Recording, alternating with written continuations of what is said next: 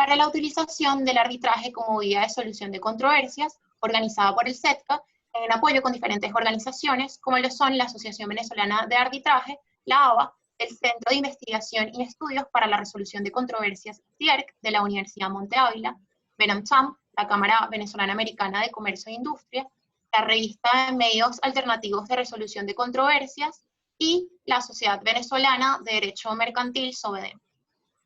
Para el CEDCA es grato darles la bienvenida a este evento virtual en el que a través de 3 excelentes ponentes buscamos brindarles herramientas útiles y prácticas para resolver conflictos a través del arbitraje.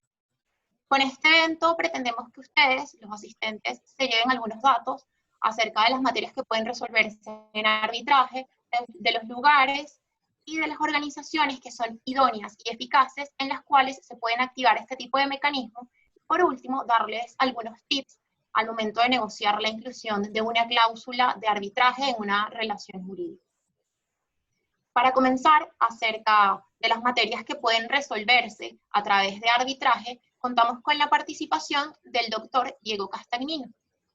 Diego es abogado egresado de la Universidad Católica Andrés Bello, es especialista en Derecho Mercantil de la Universidad Central de Venezuela, cuenta con máster en Derecho de la Empresa y en Negocios Bancarios de la Universidad de Alcalá, España.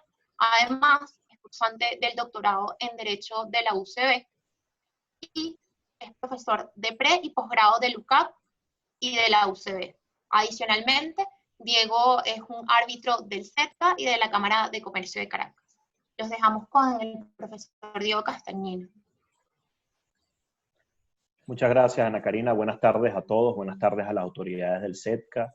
Buenas tardes a los compañeros del panel. Buenas tardes a los profesores, colegas y demás asistentes a este foro. Muchísimas gracias. A mí me corresponde el día de hoy exponer sobre las materias susceptibles de arbitraje y los momentos para acordar su sometimiento.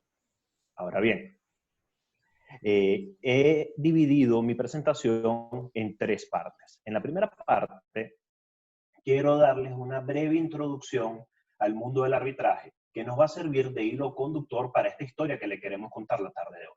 En segundo lugar, entraremos ya en materia y analizaremos qué materias podemos someter a arbitraje. Y por último, vamos a determinar cuáles son esos momentos que se permite para poder acordar el sometimiento de determinadas materias para que sean resueltas mediante el arbitraje. Quizás como comentario preliminar, quiero decirles que este tema puede dar para mucho y es ciertamente un gran reto tratar de resumirlo en 20 minutos, sobre todo cuando a nosotros nos apasiona tanto el tema del arbitraje. Entonces, vamos a procurar pasar por los temas más importantes para abarcar esta materia y estaré a la orden para profundizar en la parte de preguntas. Fíjense, a mí me gusta decir siempre que el arbitraje es una herramienta o un medio de resolución de controversias que ha sido creado por los comerciantes para los comerciantes. La actividad comercial es altamente dinámica y está presente en nuestras vidas desde las etapas más primitivas del ser humano. Y nosotros, ya como seres humanos que somos, estamos también muy familiarizados al tema de los conflictos. Desde que estamos en los primeros intercambios comerciales, vemos que han aparecido determinados conflictos. Entonces, en el marco de esa actividad comercial que tiene esa característica de ser tan dinámica, los comerciantes necesitan soluciones rápidas a todos los problemas que se les planteen.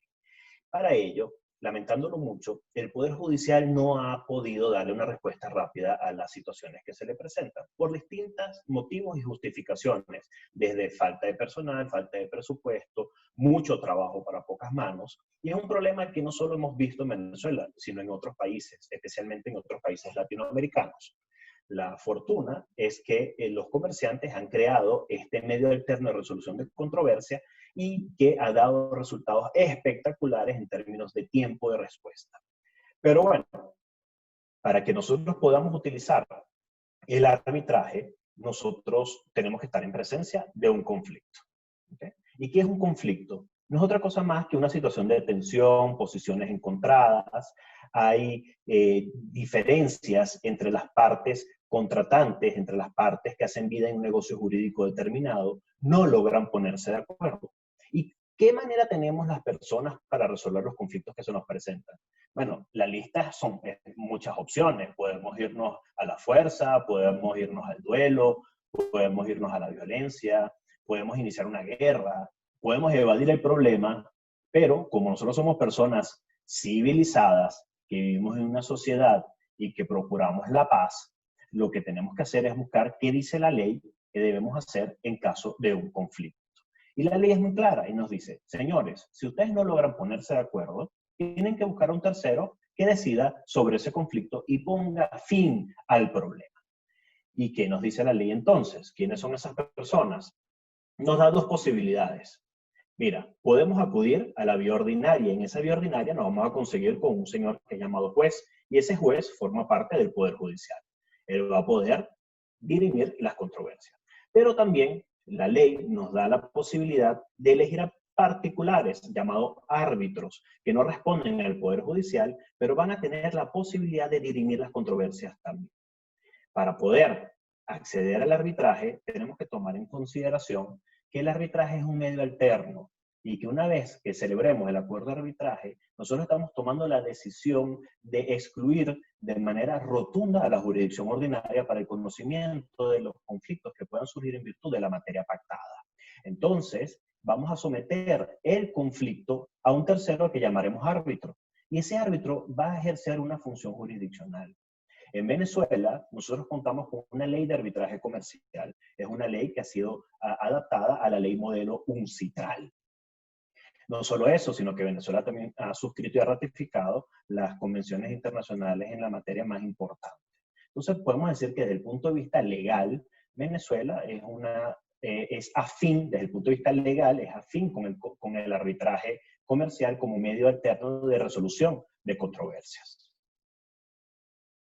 Pero bueno, entremos entonces en la materia que nos llama el día de hoy. Y no es otra cosa que tratar de determinar qué asuntos vamos a poder someter al arbitraje. Para eso tenemos que hacer uso de un término que para muchos no debe ser familiar, y es la arbitrabilidad. ¿Qué significa la arbitrabilidad? No es otra cosa más que la susceptibilidad que tiene una disputa de poder ser resuelta por medio de arbitraje. De acuerdo a la doctrina, nosotros contamos con dos tipos de arbitrabilidad, la subjetiva y la objetiva. La subjetiva hace referencia a las personas que están facultadas para poder someter una disputa determinada a arbitraje. En cambio, la arbitrabilidad objetiva se refiere más bien a las materias o a esos temas que vamos a poder someter a arbitraje. Antes de entrar a analizar la arbitrabilidad objetiva, que es la que nos corresponde analizar y conversar el día de hoy, les traigo tres ejemplos o de tres situaciones que quiero compartir con ustedes porque son concepciones erradas que con frecuencia nosotros escuchamos en el medio y que nos van a permitir ir aproximándonos a la materia que les quiero compartir. Lo primero, la primera creencia errónea que quiero que superemos es que el arbitraje no es solo para cuantías importantes. Con frecuencia escuchamos que las personas te dicen, bueno, pero este contrato, la cuantía es menor, ¿para qué vamos a estar pactando un arbitraje? Ya luego Pedro nos va a comentar y nos va a dar tips muy buenos de cómo enfrentar este tipo de sujetos cuando estemos negociando el acuerdo de arbitraje. Pero fíjense, hay un miedo respecto, o una duda respecto así por la cuantía no es del todo cierto. De hecho, el CEDCA cuenta con un procedimiento expedito que se resuelve con un solo árbitro y esto implica una disminución del 50% de los costos.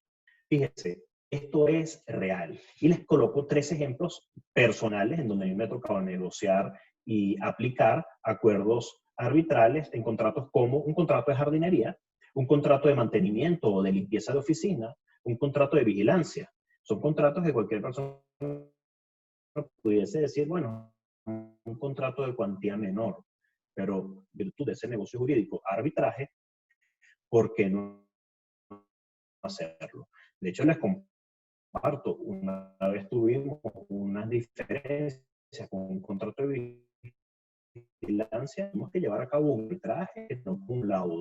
Entonces, el arbitraje es flexible a las necesidades de los contratantes. Someter arbitraje es que no es cierto que el arbitraje es solo para grandes empresas. Si antes hablábamos de un tema de cuantía, aquí nos referimos a los sujetos. No es cierto. El arbitraje es un medio alterno de resolución de controversias que es perfectamente aplicable para el comerciante individual, para pequeñas empresas y hasta las grandes empresas.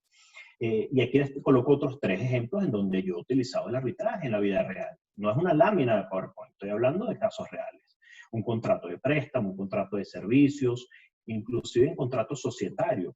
Ya hoy no es una novedad para nadie que podamos incluir un acuerdo arbitral en un documento constitutivo de una sociedad mercantil y dirimir entonces todos los conflictos que puedan surgir en virtud de este contrato societario en arbitraje. Entonces, no es cierto que el arbitraje sea solo para empresas grandes. El tercer paradigma que tenemos que superar es que tampoco es cierto que el arbitraje sea solo para conflictos internacionales. Hay 2 tipos de arbitraje, el arbitraje internacional, pero también está el arbitraje doméstico, y es una realidad. Yo he celebrado, he incluido acuerdo arbitral en contratos de arrendamiento, en contratos de obra, en contratos bancarios. Estoy dándole algunos ejemplos para que ustedes vean cómo en la práctica nosotros sí solemos acordar, someter las disputas a arbitraje para situaciones que son 100% locales, contratantes venezolanos ubicados en Venezuela, un negocio jurídico doméstico. Ahora bien, entremos entonces ya desde el punto de vista un poco más profundo en cuanto a la materia. Para poder hablar sobre el tema de las materias que podemos someter a arbitraje, es importante analizar el artículo 3 de la Ley de Arbitraje Comercial. Y ese artículo 3 lo vamos a analizar en 2 partes. La primera parte son estas 2 líneas que les coloco en la lámina, que nos dice que podrán someterse a arbitraje las controversias susceptibles de transacción que surjan entre personas capaces de transigir. La regla en nuestro mundo arbitral es darle mucho valor al principio de la libre autonomía de la voluntad de las partes. Ese principio de la libre autonomía de la voluntad de las partes encuentra límites, no es un principio ilimitado. Y esos límites son el orden público, las buenas costumbres y las leyes. Y por eso, este artículo 3 lo dividí en 2, porque en la siguiente lámina vamos a entrar a analizar qué límites nos trae la ley de arbitraje comercial respecto a las materias que podemos someter a arbitraje. Ahora bien, otro elemento importante de estas primeras 2 líneas del artículo 3 es que hace referencia a personas capaces.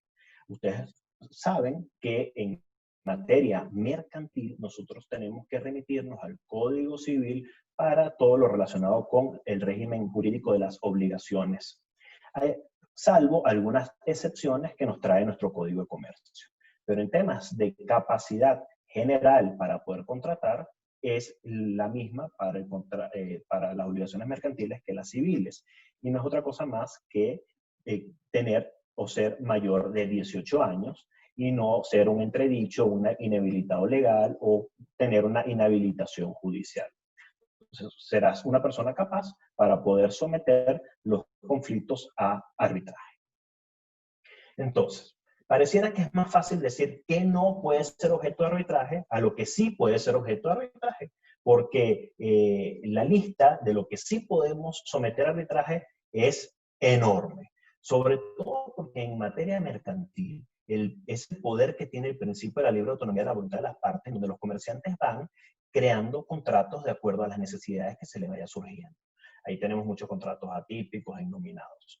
Bueno, analicemos entonces esos límites a la autonomía que nos trae el artículo 3 de la Ley de Arbitraje Comercial. Y nos trae 5 casos. El primer caso es que no podemos someter a arbitraje aquellas controversias que sean contrarias al orden público o versen sobre delitos o faltas. Esto es muy importante. Nosotros no vamos a poder denunciar la comisión de un delito en arbitraje. No es competencia de los árbitros decidir sobre delitos o faltas, pero sí va a poder conocer el árbitro sobre las cuantías de la responsabilidad civil que surja en virtud del daño causado. Eso sí lo va a poder conocer el árbitro, siempre y cuando, por supuesto, el acuerdo de arbitraje cumpla con todos los requisitos que la ley nos establece para que sea un acuerdo válido. El segundo de los elementos que nos trae el artículo 3 de la ley de arbitraje es que no podemos someter a arbitraje aquellas controversias directamente concernientes a las atribuciones o funciones del imperio, del Estado o de personas o entes del derecho público. Aquí estamos hablando de la competencia por materia que tiene el árbitro. Y yo les traigo un ejemplo que logré obtener de una sentencia de la Sala Constitucional en la interpretación del artículo 258 de la Constitución.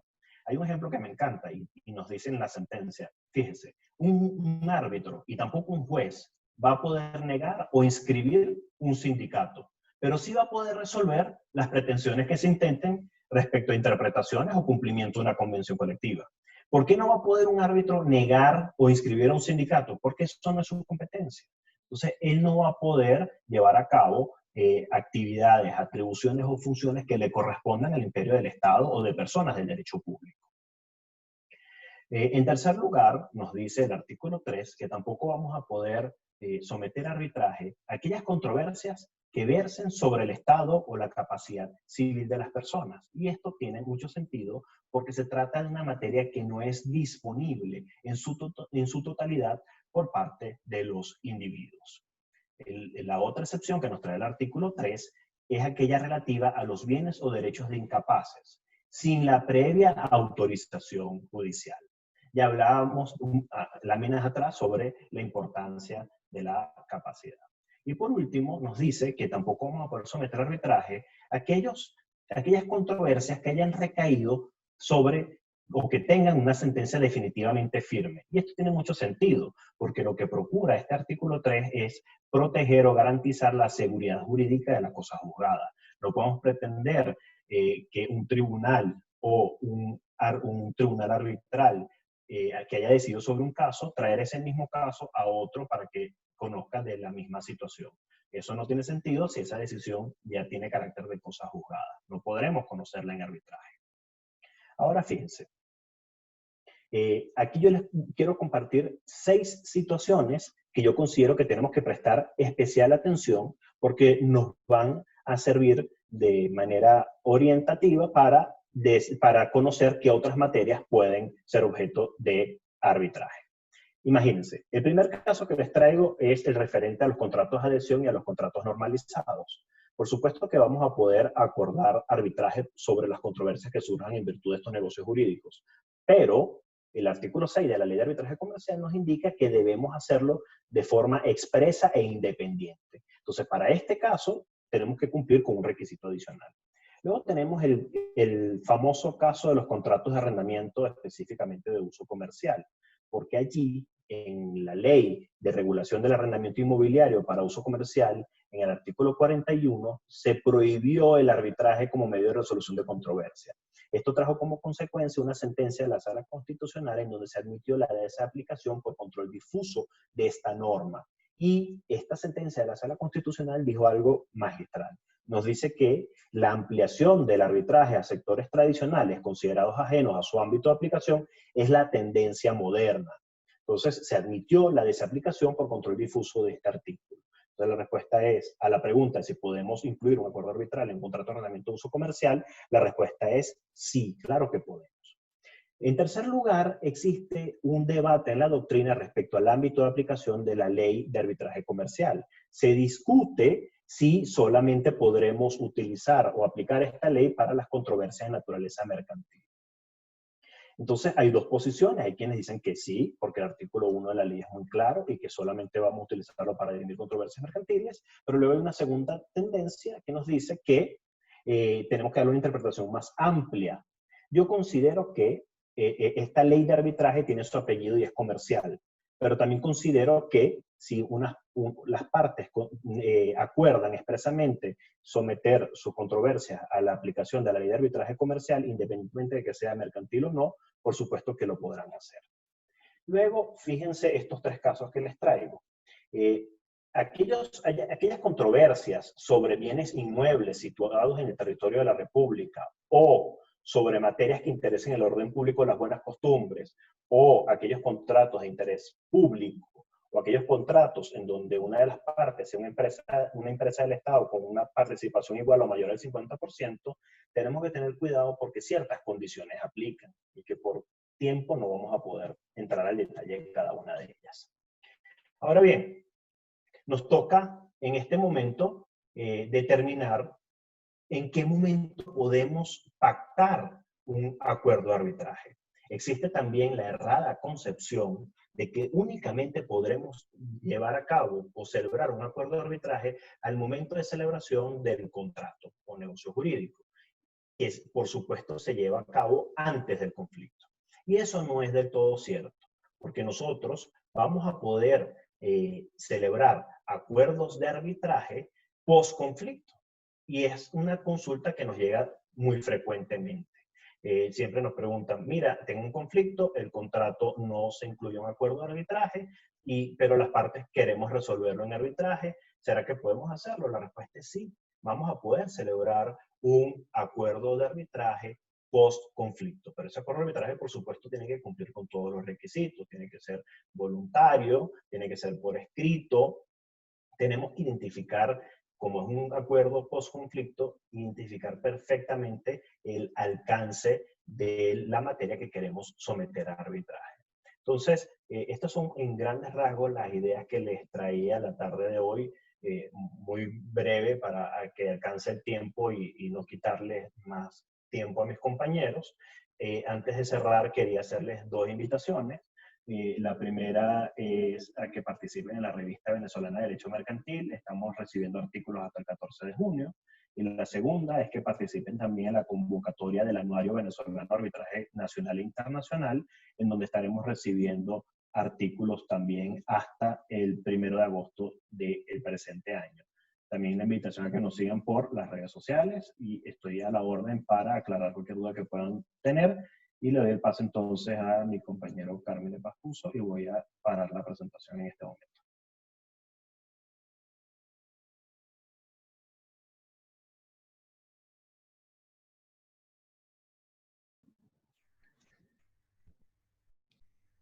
Gracias, Diego.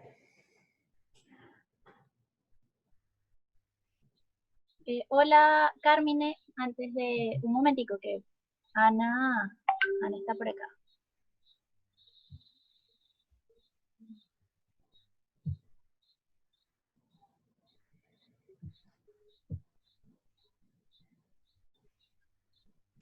Ana, ¿puedes hablar?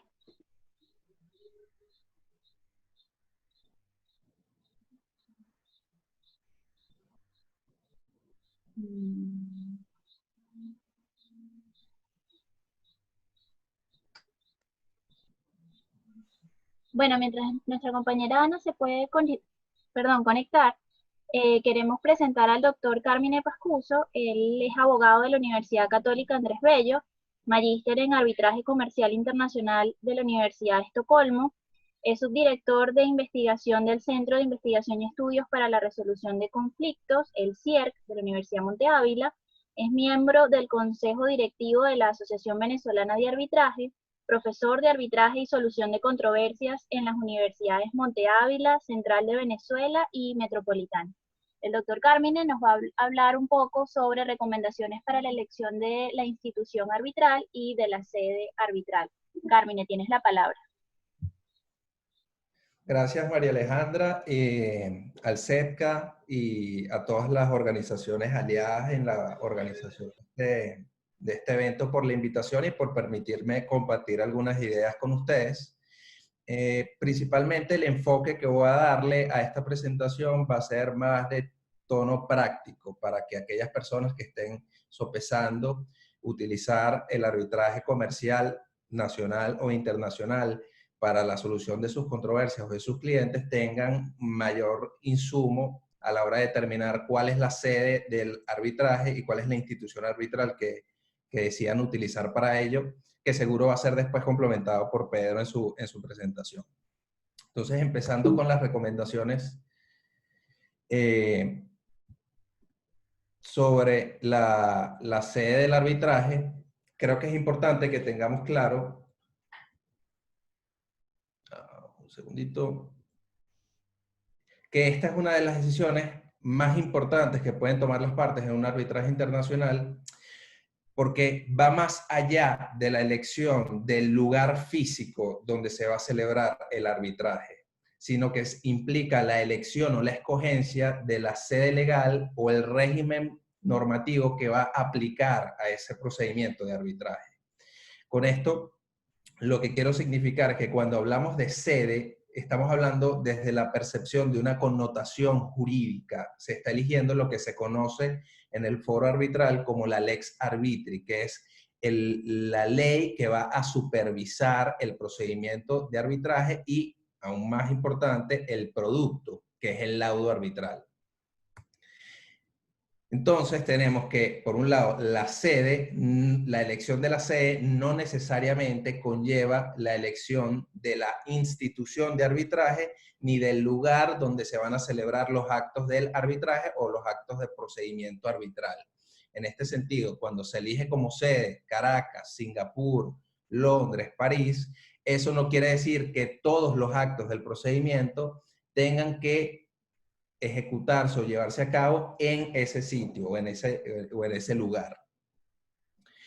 Esto me lleva a establecer cuáles son las 3 grandes consecuencias de la elección de la sede y por qué es tan importante elegirla bien, la sede. Número 1, como ya les comenté, se está eligiendo la lex arbitri. Esto viene de una lectura del artículo 5 de la Convención de Nueva York y del artículo 49, literal C, de nuestra Ley de Arbitraje Comercial. Una segunda connotación que es de gran importancia es que al elegir la sede del arbitraje, también estamos eligiendo la jurisdicción que va a ejercer el control sobre el laudo. Esto es, el tribunal con competencia para conocer el recurso de nulidad.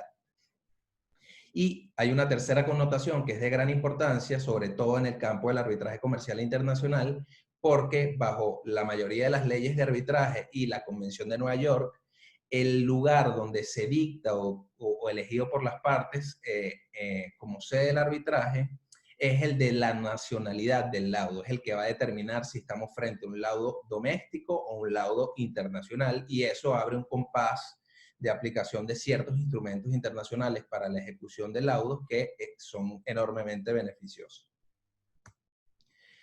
Dicho esto, me gustaría que tomemos en cuenta unos criterios que fueron recabados por la Universidad de Queen Mary University en Londres a la hora de establecer cuáles son los criterios o consideraciones que informan la elección de una sede del arbitraje por encima de otra a nivel internacional.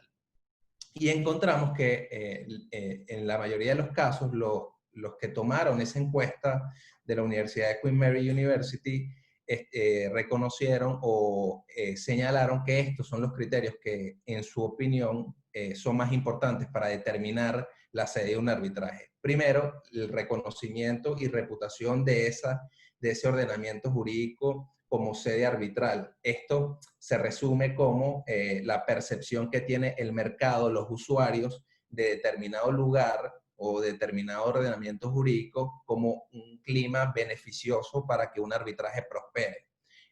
Casos interesantes como estos son Londres o París, que son internacionalmente reconocidos como jurisdicciones pro arbitraje. Otro elemento a considerar y que va muy de la mano con el anterior es la percepción del sistema jurídico. Esto tiene más que ver con, no solo con el tipo de sistema que se sigue en ese lugar, es decir, si es de la familia romano-germánica o de derecho continental, o si es de common law, sino también cuál es el grado de injerencia, el grado de deferencia que tiene ese ordenamiento, ese sistema jurídico vis-a-vis el arbitraje o los procedimientos de arbitraje y los árbitros. Cosa que nos lleva también a tomar consideraciones sobre neutralidad e imparcialidad del Poder Judicial, porque, como ya conversamos, ese Poder Judicial es el que va a ejercer el control sobre el laudo. Y quizás más importante para mí, y que engloba todo lo que tenemos, todos los puntos que hemos tocado antes, es el historial de reconocimiento y ejecución de acuerdos de arbitraje y de laudos arbitrales. Tiene otra vez que ver con cuál es el nivel de deferencia, de complementariedad, la relación que hay entre ese Poder Judicial del lugar que elijamos o la sede que elijamos y la jurisdicción arbitral.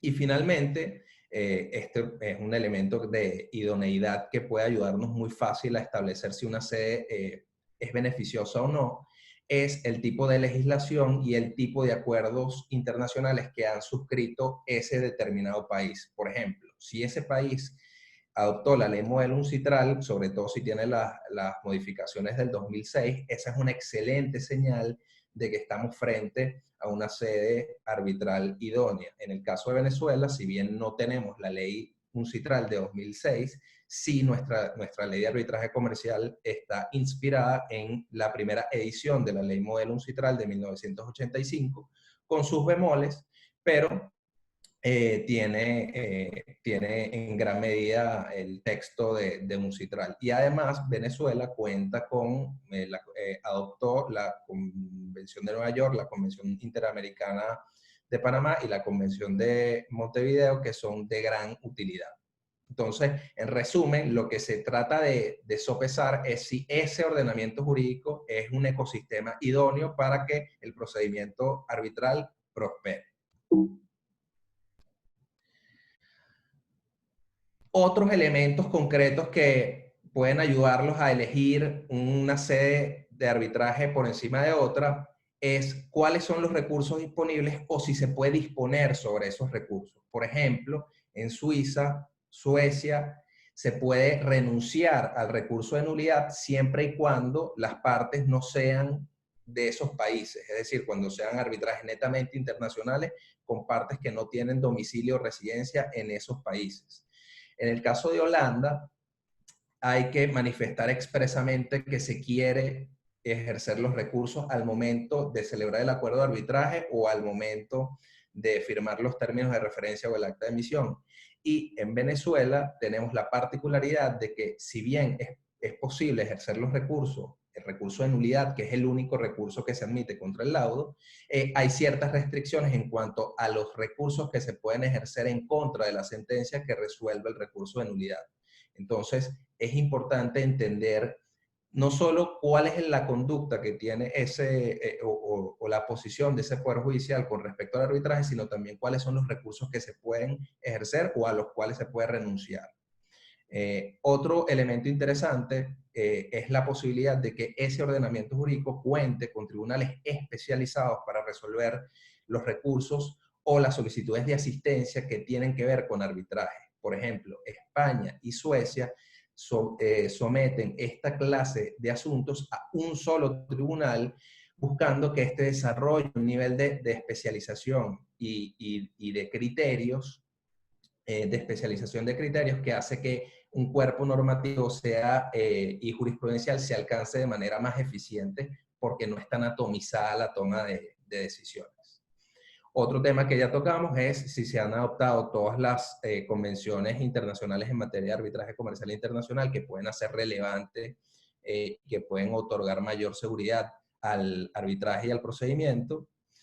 Y como ya comentamos, el grado de deferencia que tiene el Poder Judicial. Hay ciertos ordenamientos jurídicos en los cuales, sobre todo en materia de reconocimiento de acuerdos, que tiene un estándar de revisión de novo del acuerdo de arbitraje, mientras que otros, como Venezuela, tienen un alto grado de deferencia con la sola presencia de un acuerdo de arbitraje. Otras consideraciones prácticas que pueden tomar a la hora de elegir una sede arbitral. Número uno, si existen restricciones para que abogados colegiados en países distintos participen en los arbitrajes comerciales. Por ejemplo, en la India solo pueden participar en los arbitrajes abogados admitidos por el Estado para practicar en la India. No pueden ir abogados de otras jurisdicciones a practicar o a representar a las partes en procedimientos de arbitraje con sede en la India. En Venezuela eso está en discusión, que si hace falta capacidad de postulación o no, pero el uso común en el arbitraje comercial internacional es permitir la representación de cualquier abogado siempre y cuando esté admitido para practicar en algún país. Otros aspectos operativos es la elección de lugares que tengan altas restricciones de viaje, que tengan problemas de idioma, clima, etc. Hay un caso muy famoso en la doctrina que es un caso en el cual se eligió como sede del arbitraje Pyongyang, pero nadie pudo ir a Pyongyang, nadie pudo contactar a abogados locales en Pyongyang y lo que se hizo fue cambiar sobrevenidamente la sede del arbitraje. Otras consideraciones de relevancia que pueden tener ya desde el punto de vista práctico es la disponibilidad de servicios de traductores, transcriptores, salas de conferencia, internet, electricidad, combustible. Son cosas que se tienen que tomar en cuenta a la hora de establecer determinado sitio como sede del arbitraje, pero también para la celebración de los actos procedimentales. Ahora, retomando la atención al trabajo empírico que levantaron en Queen Mary University en Londres, de acuerdo con los encuestados, las sedes de arbitraje con mayor popularidad a nivel internacional son Londres, París, Singapur, Hong Kong y Ginebra. De estos, casualmente, solo hay dos que son países que han adoptado o ciudades que han tomado ordenamientos que tienen ley modelo UNCITRAL, como Singapur y Hong Kong, pero Londres, París y Ginebra son sedes históricas que suelen estar incluso más avanzadas de los propios textos de armonización de UNCITRAL o de cualquier otro grupo. Pero de nuevo, estamos hablando de ordenamientos jurídicos con un alto grado de deferencia que fomentan y que propician que los procedimientos de arbitraje alcancen su fin y con el menor grado de interferencia judicial en los mismos. A nivel regional, Sao Paulo y Río de Janeiro tienen un alto grado de selección, pero eso se debe a que han sido creadas oficinas especiales de la ICC y eso ha hecho que haya un pico en la elección de estos lugares como sedes.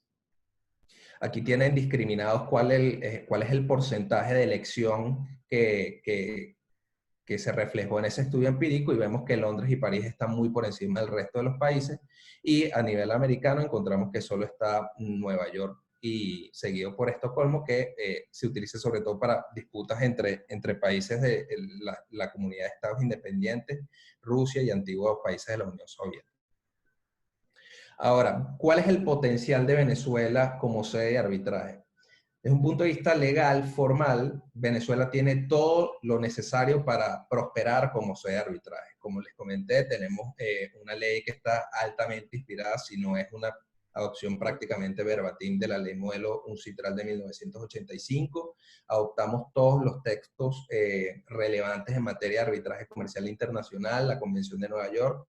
Contamos con jurisprudencia vinculante que ha reforzado o incluso mejorado algunos de los estándares que prevén tanto la ley como las convenciones aplicables, pero sin embargo queda mucho camino por labrar, pues la relación entre el Poder Judicial y la jurisdicción arbitral puede mejorarse mucho. Entonces, en la medida en la que nosotros mejoremos esa relación, ese entendimiento entre la jurisdicción ordinaria y el poder y la jurisdicción arbitral, en esa medida Venezuela va a prosperar como sede de arbitrajes.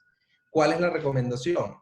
Como les comenté en la primera lámina, no necesariamente tienen que elegir la misma sede donde tiene donde tiene su asiento la institución arbitral o donde se van a celebrar los actos procedimentales del arbitraje.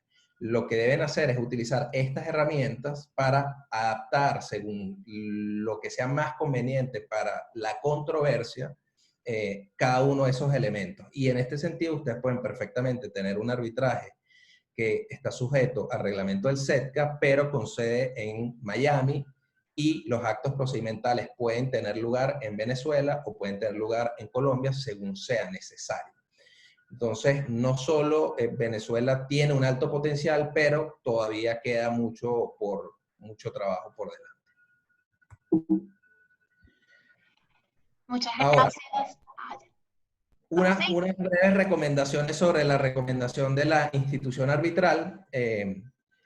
Así como es importante elegir la sede porque se está eligiendo la legislación que va a controlar el procedimiento de arbitraje y el fruto, que es el laudo, cuando se elige una institución arbitral también se está eligiendo lo que se conoce como la lex arbitri interna, que es el reglamento de arbitraje, las reglas que van a controlar el desarrollo del procedimiento y que van a limitar el ejercicio de la autonomía de la voluntad de las partes, a la cual hacía mención Diego.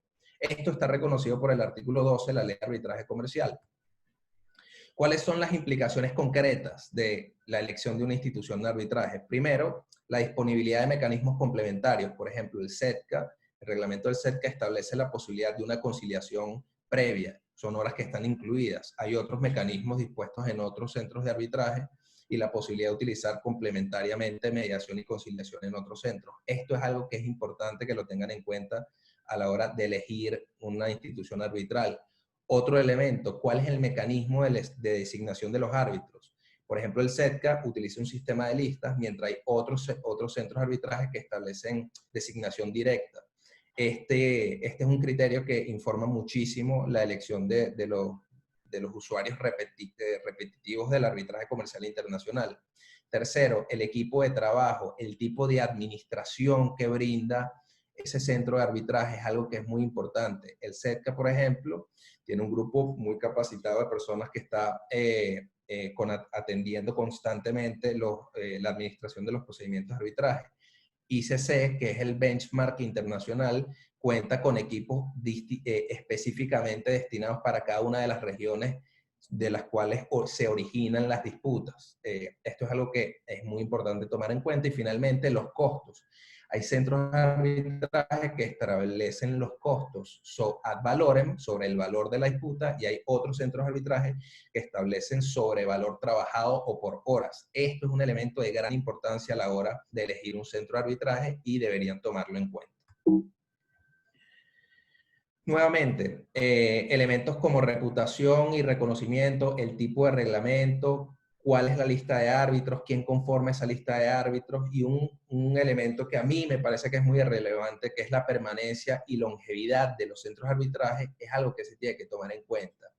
CEDCA, la Cámara de Comercio de Caracas, el Centro de Arbitraje de la Cámara de Comercio de Caracas, ICC, la Cámara de Comercio de Estocolmo, son centros de arbitraje que tienen una larga trayectoria. A la hora de elegir centros de arbitraje que están comenzando, hay que tener cuidado, pues si el centro de arbitraje pierde vigencia o cesa en sus funciones, podría comprometer la ejecutabilidad de la cláusula de arbitraje. Entonces, en este sentido, es importante elegir un centro de arbitraje que tenga un track record y que tenga suficiente posibilidad de mantener en el tiempo prestando sus servicios.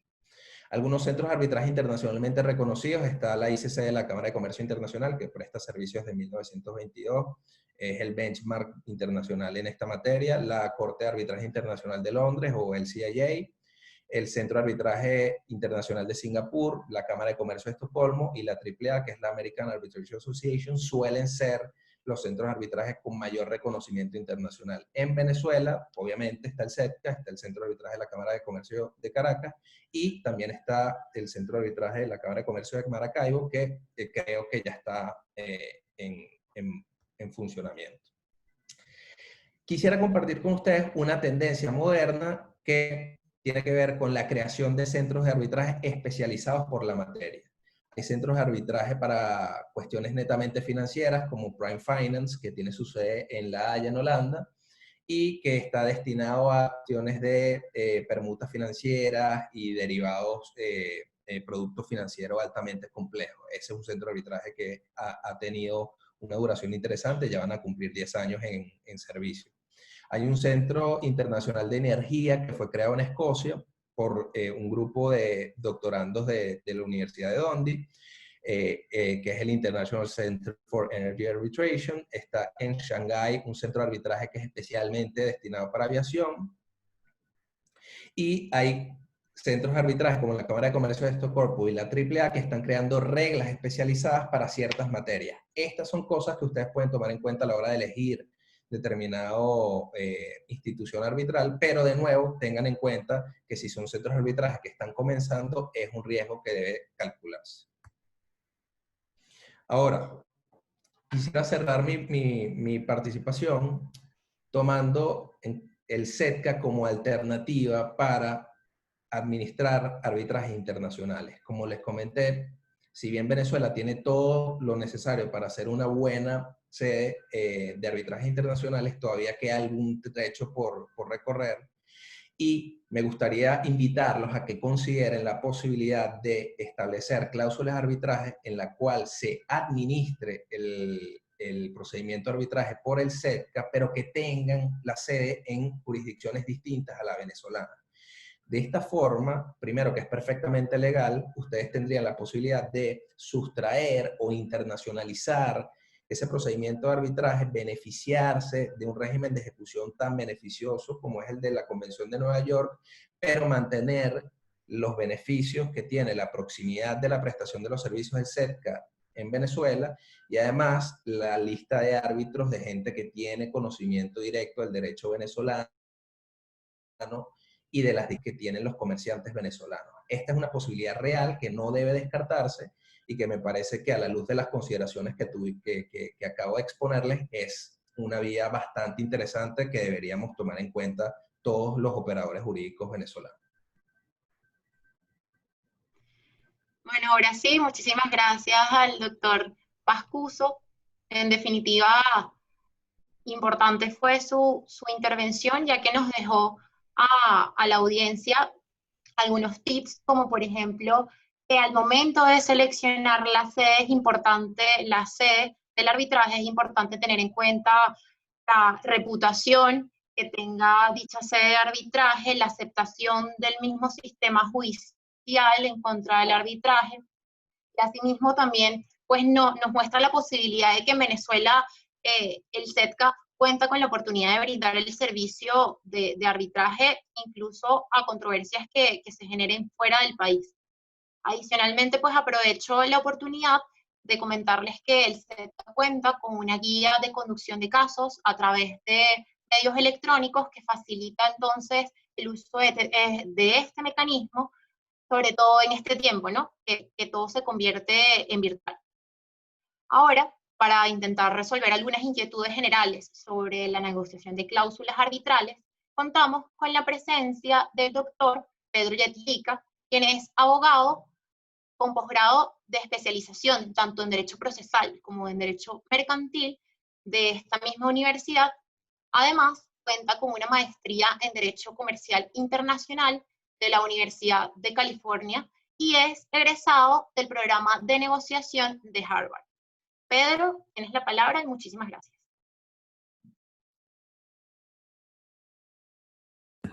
Buenas tardes. Muchas gracias al SETCA por la invitación. Para mí es un placer y además me enorgullece compartir panel tanto con Diego como con Carmine en unos temas además que creo que cada vez toman más relevancia y que me alegra mucho además ver que tenemos una cantidad bien interesante de participantes muy interesados en todos estos temas, a quienes además agradezco que estén aquí. Muchísimas gracias. Yo voy a hablar de un tema que recoge un poco lo que se ha mencionado hasta ahora, pero lo voy a enfocar desde otro punto de vista y para eso voy a compartir aquí mi presentación. Porque voy a hablar de las inquietudes o los aspectos que generalmente se toman en cuenta cuando se va a negociar la inclusión de un acuerdo de arbitraje en un contrato o se va a celebrar un acuerdo de arbitraje independiente. Y digo que es interesante y me permite recoger un poco lo que se ha mencionado ya, porque la negociación de esos acuerdos comienza por identificar por qué para nosotros puede ser interesante incluir un acuerdo de arbitraje. ¿Qué puede ser? Se ha hablado mucho ya de cuáles podrían ser las ventajas. Yo lo que voy a recoger todos esos comentarios para poderlo de alguna manera englobar en una estrategia de negociación y para poder determinar además cuáles podrían ser las inquietudes, las necesidades. Para eso, lo primero que hay que tomar en cuenta cuando vamos a negociar un acuerdo de arbitraje, lo cual no es distinto para cualquier contrato, es que todo esto nace en un mundo de percepciones diversas. Estoy seguro que si vienen a negociar con Diego, con Carmine, con Ana Karina o conmigo la inclusión de un acuerdo de arbitraje, pues nosotros vamos a percibir esa oferta de una manera muy distinta que la manera como la va a percibir una persona que no tiene todavía experiencia o no se ha acercado al arbitraje. De hecho, parte del ejercicio que estamos haciendo en la tarde de hoy es que quienes no han tenido esa oportunidad, pues luego de esta conferencia, pues ahora tengan un poco una percepción distinta a la hora de considerar la posibilidad de incluir un acuerdo de arbitraje. Nosotros percibimos la realidad de manera distinta. Nosotros no percibimos la práctica, la conveniencia del arbitraje, la elección de la sede o la elección de la institución de la misma manera. Cada uno de nosotros, cada una de las partes involucradas, cada uno de los abogados, pues tiene percepciones distintas que entran en juego al momento de entrar a analizar la conveniencia de incluir un acuerdo de arbitraje. Y por esa razón hay que tomar en cuenta que siempre esa visión o esa percepción que tenemos de la conveniencia del arbitraje, pues la estamos teniendo desde esa porción de realidad que nosotros percibimos, pero no necesariamente estamos percibiendo exactamente las razones por las cuales nos están haciendo planteamientos distintos. Y cuando se va a negociar un acuerdo de arbitraje es muy importante, porque además es delicado, y ya vamos a hablar de eso un poco más adelante.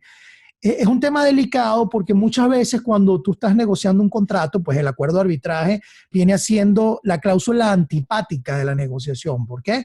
Porque nosotros estamos en un contrato donde estamos iniciando una relación comercial, para partir de un ejemplo, donde estamos contentos, entusiasmados, motivados, y suena un poco antipático negociar cómo nos vamos a pelear, es decir, cómo vamos a resolver nuestros conflictos. Entonces, cuando vamos a entrar en ese análisis, el enfoque o la estrategia que se va a utilizar para poder entrar a analizar la conveniencia de incluir un acuerdo de arbitraje merece particular atención porque la emoción es distinta. Es una emoción que puede ser incluso un poco contradictoria, es una emoción donde estamos muy contentos, no nos vamos a pelear nunca, aquí no va a haber conflicto, todos vamos a cumplir y de repente vamos a entrar a conversar de un tema un poco más antipático, lo que requiere una estrategia distinta a la estrategia usual, estrategia que no puede ser simplemente ignorarlo por razones de sobra de las cuales vamos a hablar más adelante. Entonces, a eso también hay que tomar en cuenta que la realidad no es estática, va variando. Y por lo tanto, las consideraciones que cada parte va a tener al momento de tomar en cuenta los elementos de ese acuerdo de arbitraje van a variar en el tiempo. Yo estoy seguro que luego de varias semanas sin poder judicial, pues muchos están pensando, bueno, yo no había tomado tan en cuenta el tema del arbitraje, quiero saber más. Quiero conocer más, quiero involucrarme mucho más, porque lo cierto es que a los elementos que ya Diego muy bien señaló, que van más allá del aspecto político, ya de por sí estamos hablando en general, las cortes, los tribunales, pues manejan un nivel de, ya les voy a quitar la lámina para que no se vuelvan locos con el video. Más allá de todos esos elementos, hay que tomar en cuenta que ese exceso de trabajo, los tribunales que lamentablemente no pueden tener el nivel de especialidad que se podría requerir para una situación determinada, a esos elementos se agrega ahora uno nuevo, que puede venir una pandemia en un país que no estaba del todo preparado para manejar procedimientos por vía electrónica, donde el acceso a los tribunales iba a estar restringido durante un tiempo, y muchos abogados estamos viviendo unas consecuencias que no podíamos haber pensado hace apenas 3 meses. Entonces eso nos acerca ahora a tomar más en cuenta el arbitraje. Esa dinámica de la realidad ha cambiado y surgen nuevas razones para considerarlo. Entonces hay que tomar en cuenta que ese conflicto, eso yo no lo quiero llamar conflicto del todo porque eso puede generar algún rechazo, pero esas diferencias que pueden haber a la hora de considerar incluir un acuerdo de arbitraje realmente no están en la realidad objetiva, sino depende de lo que cada quien esté percibiendo. De repente, ese tema de los medios electrónicos y llevar procedimientos por esa vía, pues es la solución a mi vida.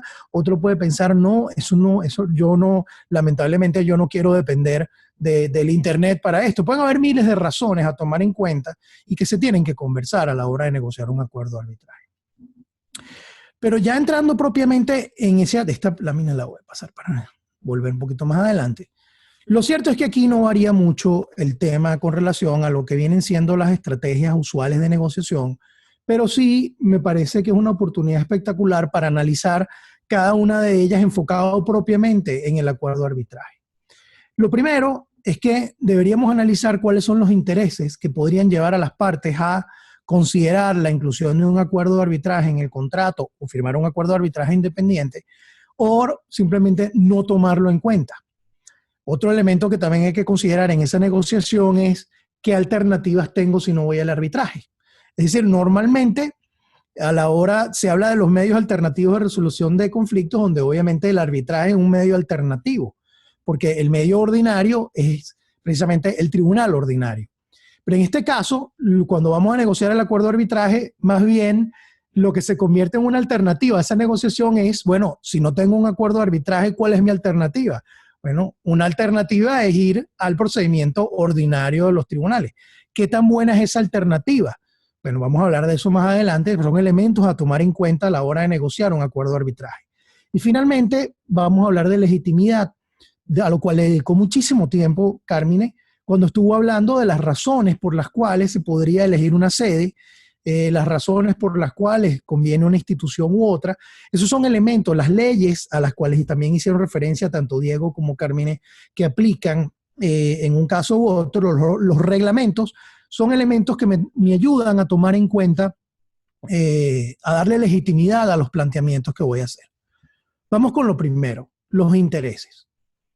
Cuando estamos hablando de intereses, de lo que estamos hablando es por qué puede ser conveniente para mí y por qué puede ser conveniente para la otra parte incluir un acuerdo de arbitraje en un contrato. Y aquí vamos a hacer una distinción que también mencionó Diego en su presentación. Y es precisamente de lo que he hablado, la posibilidad de incluir una cláusula arbitral en un contrato o celebrar un acuerdo independiente de arbitraje. Siempre el acuerdo de arbitraje es independiente, tengo que aclarar, en el sentido de que aun cuando lo incluyamos dentro, como una cláusula dentro de un contrato, pues tiene validez propia. El acuerdo es independiente. Tan independiente es que parte de lo que pueden resolver los árbitros es la nulidad del contrato en el cual ha sido incluido, y eso no afecta la validez, salvo en determinadas circunstancias, obviamente, la validez del acuerdo de arbitraje. Entonces, esa es una opción, incluir una cláusula de arbitraje en un acuerdo, lo cual normalmente ocurre al momento que se está negociando el contrato comercial de que se trate, o podemos celebrar una vez, nada impide que aun cuando se haya celebrado un contrato inicialmente que se sometía a la jurisdicción ordinaria, pues las partes decidan someterse posteriormente a un arbitraje, caso en el cual suscriben ese acuerdo de forma independiente. De hecho, en algunos contratos, como los contratos de adhesión, a los cuales también se refirió Diego, pues precisamente la ley de arbitraje comercial invita a que no quede la menor duda de que las partes quisieron ir al arbitraje, y se recomienda, y es lo que la ley pide que se haga, es que se celebre ese acuerdo de forma independiente al contrato de adhesión, para que no quede la menor duda que se te pasó leer la cláusula de arbitraje cuando aceptaste, sino que estabas al tanto y fue tu intención, tuviste el consentimiento, hubo pleno consentimiento de ese sometimiento. Vamos a ver el primer supuesto. La cláusula de arbitraje incluida en un contrato. ¿Por qué es tan complicado el tema de la negocio? ¿Y por qué la llamo la cláusula vampiro? Porque esa usualmente es la cláusula que incluimos a las 2 de la noche. Esa cláusula existe de noche, del contrato de distribución, a qué hora, y después que hemos terminado todo eso, pues entonces es cuando usualmente se incluye así a la medianoche, así como el chiste de aquel es que se incluye el acuerdo arbitral como parte de un modelo, de una plantilla. Pero ya estamos viendo todas las implicaciones que puede tener eso. Claro, por defecto estamos acostumbrados a incluir aquella frase que dice: a la jurisdicción de cuyos tribunales declaran someterse. Y precisamente cuando estamos negociando una cláusula arbitral, lo que estamos es eliminando ese sometimiento automático que está en casi todas las plantillas de los contratos a la jurisdicción ordinaria y sustituirla por este acuerdo de arbitraje. Es un primer elemento de dificultad. Otro elemento de dificultad que se plantea allí es que tiende a dársele prioridad al negocio, no a la manera como vamos a resolver nuestras diferencias. Nos ha demostrado que cuando existe un mecanismo muy eficiente de solución de diferencias, eso no es solamente un beneficio para resolver las diferencias, sino que invita a que las partes cumplan siempre sus obligaciones de cumplimiento. Hay un sistema muy eficiente para resolver las diferencias, para reclamar ese incumplimiento, y las partes en consecuencia lo piensan mucho más a la hora de incumplir sus obligaciones.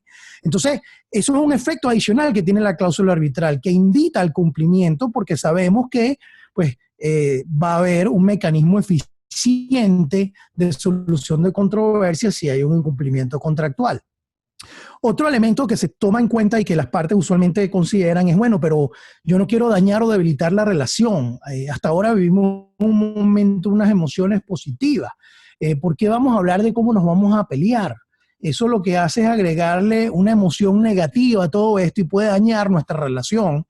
Y de hecho, tómenlo muy en cuenta, muchas veces los abogados o las partes que no quieren incluir el acuerdo de arbitraje tienden a utilizar esa estrategia. No porque no estén de acuerdo, simplemente dicen, no, vamos a dañar la relación y tal, y realmente no la van a dañar nada, simplemente lo dicen como para generar temor y angustia de que se va a caer el contrato. Algo que hay que tomar en cuenta también, porque a mí nadie me va a decir en este momento que después de lo que hemos vivido recientemente, pues no hay ninguna razón. Yo no voy a decir que no tenga sentido en el tribunal ordinario, pero sí que no hay ninguna razón siquiera para pensar en algo distinto. Si queremos una relación eficiente, pues deberíamos pensar en cuáles son las opciones que tenemos. Y lo último es que es más fácil adoptar fórmulas y modelos tradicionales. Fórmulas y modelos tradicionales que ya tienen unos cuantos años, porque no estamos hablando de que el arbitraje es algo nuevo. Solamente en Venezuela estamos hablando de que la ley de arbitraje comercial hace rato cumplió 20 años de vigencia. ¿Cuántos años tiene el SETCA? No acaba de cumplir recientemente 20 años. 20 años tiene la institución administrando de forma muy exitosa los arbitrajes. Entonces, creo que es momento de reconsiderar cuáles deberían ser esas plantillas o esos modelos o fórmulas que estamos utilizando, porque el beneficio puede ser muy importante. Cuando estamos hablando de una negociación, por el contrario, de un acuerdo independiente, es decir, ya habíamos firmado el contrato, y una vez firmado el contrato que regula la relación comercial entre las partes, deciden ir al arbitraje. Usualmente eso ocurre porque ya existe un conflicto o hay un conflicto latente.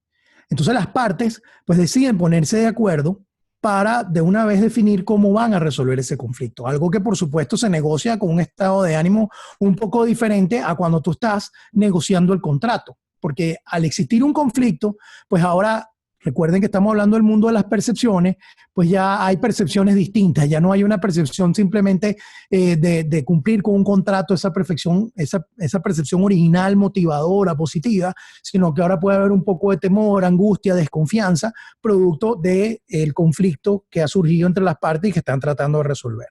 Entonces surge el tema. ¿Le damos prioridad al conflicto o le damos prioridad al negocio? Son preguntas que se hacen las partes en ese momento. Y normalmente no siempre surgen emociones negativas.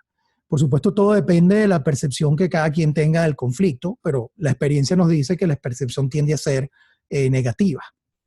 Entonces, por supuesto, la ventaja que tiene este último, que es el más difícil de negociar porque ya existe el conflicto, es que normalmente, como estamos enfocados en una cláusula, un acuerdo, de arbitraje, empezamos a tomar en cuenta todos esos elementos de los cuales ha hablado Diego y ha hablado Carmine para tener un mejor arbitraje, una mejor herramienta para la solución de conflictos.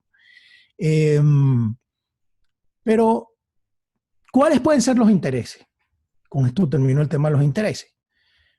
Bueno, vamos a pensar un poquito cuáles pueden ser las necesidades de las partes. Eso va a variar. Si se trata de un contrato internacional, si se trata de un contrato doméstico, va a variar también de la ubicación geográfica de las partes, de los abogados. Todos esos elementos tienen la formación que pueda tener el abogado en derecho,